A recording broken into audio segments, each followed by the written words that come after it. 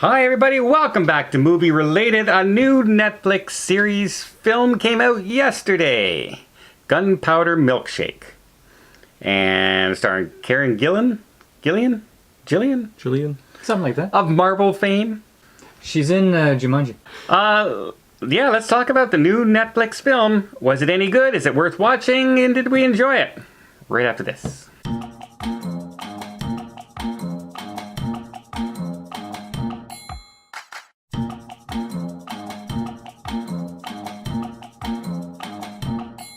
All right, are you ready for the breakdown, Paul? You gonna give us a good breakdown of this one? Okay, I could try. I could do a breakdown of this one. Okay, go. No, yeah, I know what you're gonna say. No. You go ahead. I could break this one down so easily. Okay, I know what his criticism is. Yeah. Okay, it starts off, a mom and a young daughter are in a diner. The mom looks like she's an assassin person and she's got to take off. The daughter is kind of disenchanted with her because she never keeps her promises to be there, and they're split up forcefully because she's got to go on the run. And then the daughter grows up to be an assassin person, and it's just her story now of being an assassin. She is sent on a job and kills the wrong person, and also the guy she was sent to kill stole money from the foundation and The firm. And when she goes to get it, there's a little girl involved. She chooses to rescue the little girl instead of just taking the money. The money gets destroyed, and now she's on the run from everybody. Basically, it's John Wick. Yes. And the association starts to go after her. That's the setup they're trying to do. Yeah. It's a cross between John Wick and Nobody. Which is across from John Wick. Well, No. it's because, right, like, word for word, at the beginning of this, they're like, I'm the person that they send in to clean up everybody. Yeah, well, it was very Like- expositional. Yeah. Like, very, very nobody, right? Like, that's what they said in the movie, so Yeah. same thing. There are some big stars in this movie. Mm-hmm. Poor movie, I thought. This movie had one agenda, and that was team of women slaughter men. Period. End of movie. That's what the entire movie was. Room after room of slaughtering men in different and amusing ways. Now, this is true, but I don't have a problem with this. Would it be the same thing if it was a small group of men going into room after room of women and slaughtering them? Well, no, because men are violent creatures. It is normal to see men as the powerful adversary. If you have a bunch of men going around slaughtering women, you don't see the women as powerful adversaries on average, right? Well, that's just sexist. so you Paul. wouldn't do a movie like that. That's just sexist. But I don't have a problem with this because it's the same as Harley Quinn or what was that? Sucker Punch? The Sucker Punch. Okay, so women have their action movies, and it's okay to have a team of women doing it, and having men be the bad guys because men are usually the bad guys. I know, but this was so over the top that I almost thought it was they were parodying themselves, like making a satire movie of themselves. It was so over the top, right? Like they even mention, like, in the dialogue, how many times did they say, "Oh, I'm a feminist," or like this was dialogue in the movie. Oh, that's feminism. It was all about just girl power and kill men. Kill men. Well, I didn't get that vibe. How did you not? Until the very end when she's explaining something. And she's talking about the men are bad guys and they do whatever they want, and then when it doesn't work out, they change the rules. Yeah, the but that firm is the patriarchy. Yeah, but that was at the end. Yeah, but that's for slow people like you who didn't get the message for the rest of the movie. For the rest of the movie, up until that point, I said, okay, here is badass woman taking care of business. She has a couple of other badass women who are part of her mom's team, and they're just doing their thing. And I'm okay with that. It's not like she was indestructible. She fought well, she survived, and she beat people, but she took her licks too. Yeah, I don't have a problem with that. Now, if you're trying to make this kind of film, I'm also okay with having the occasional woman in the bad team's force. They don't always have to be black, outfitted men in crime gear. They can be some women in that. I'm sure they hire some pretty badass women to be on the bad guy side every once in a while too. Maybe. But you know what? They start doing that, and then people are going to complain that, as if the Russian mafia people are going to have a bunch of women in their ranks. No, they're going to have big brawlers. See, that's sexist. Yeah, but people are going to complain on both. But we're talking a fantasy movie where women in a library run gun control for a syndicate. So very, very unassuming women. They're subverting your expectations. Except they're not, because if you look at a movie like what's that one? The other spy movie that came out, the British one there. The Kingsman. The Kingsman. There are female good and bad characters in that. They're called the Kingsmen, but there's women in the Kingsmen. There's women are the villains. It's done equally. It can be done equally. And they're fighting Russians, they're fighting everything. It can be, but the Kingsman is more cartoony than what this was super cartoony. This was pretty comic book. Yeah. Yeah, that's different though. This was like what's that comic book movie that came out with the yellow jacket guy? Who is that? Came out Dick Tracy? Dick Tracy. This was kind of Dick Tracy. That's really going back. I'm wondering, is this actually a comic? I don't Does think this have roots in a comic? I haven't seen anything on that. It might be. It might be. Am I saying that it was a good movie? Are you? No. Okay. I wanted to like it. Me too, because I like the actors in this. I really do. Mm-hmm. Like, what's her name from Game of Thrones is in this. Karen Gillian's in this. I saw the names. Was that Sandra Oh? Was one of the girls? No, she reminded me of Sandra Oh. That's Michelle Yeoh. Okay, she reminded me of Sandra Oh. Is in that. So there's lots of really good actors and actresses in this movie, but it is so CGI background, fake background that you can tell they're on a stage filming this. That's what you didn't like? No, but I'm saying this adds to it. Like, it was so over the top. Like in the library. Those aren't books, and it looks like those aren't books. It looks like it's a painted on thing in the background. Like, it looked overly comic-y, cartoony. And I get they might have been trying this on purpose, but it didn't work for me.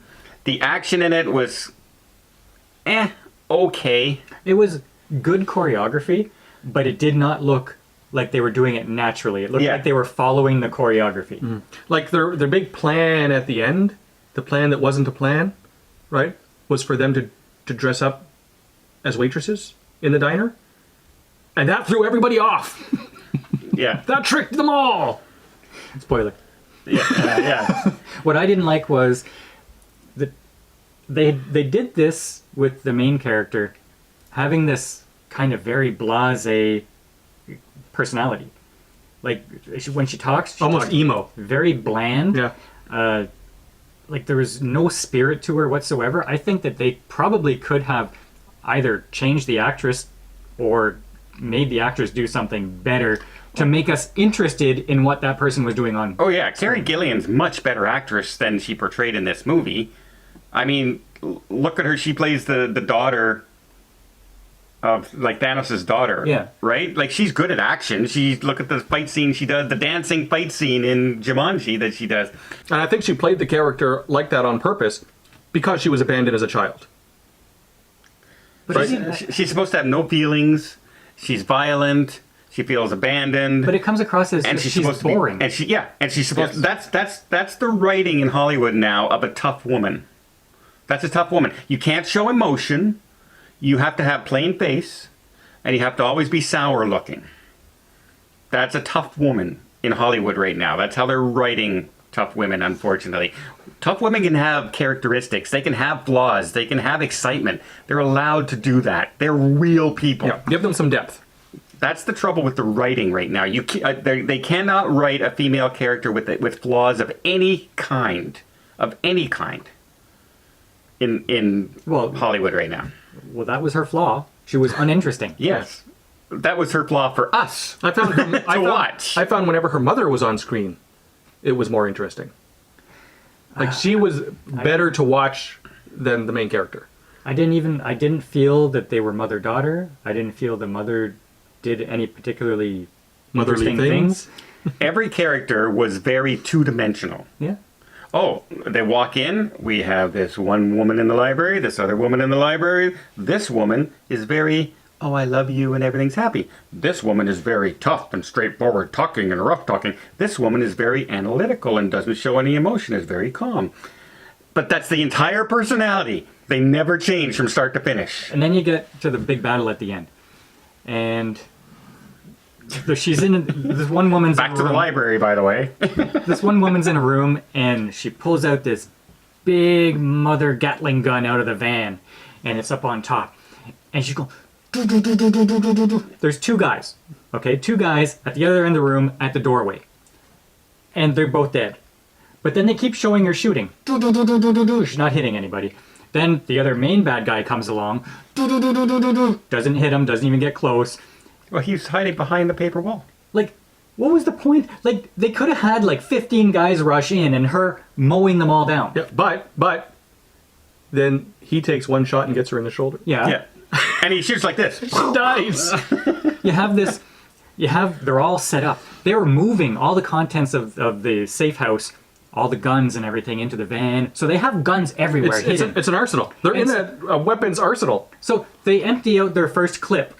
Then they go behind a post and they start taking out knives. Yeah.